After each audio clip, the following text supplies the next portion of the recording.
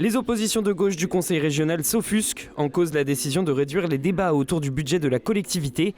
Un jour de session contre un jour et demi précédemment. On ne fait plus remonter d'informations, on ne débat plus sur ce qui se passe sur les territoires et c'est de plus en plus un abandon des territoires et un abandon du débat public. Contactée, la région répond qu'il n'y a aucune atteinte au droit d'expression des oppositions.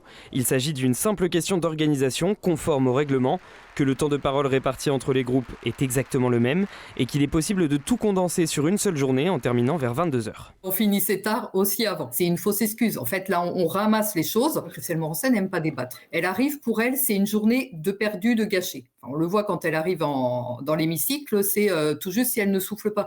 Donc on voit bien qu'il n'y a aucune volonté d'échanger.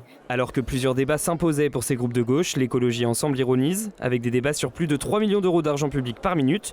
Le printemps regrette que ces propositions sur la santé ou sur l'avenir de la filière automobile ne soient pas écoutées par la majorité. Ce qui est terrible, d'autant plus, c'est qu'ils sont d'un grand mépris dans leurs réponses, quoi.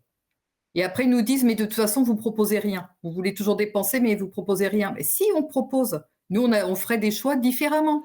Ambiance, les débats budgétaires du Conseil régional ainsi que le vote se tiendront le 18 décembre prochain à Nantes.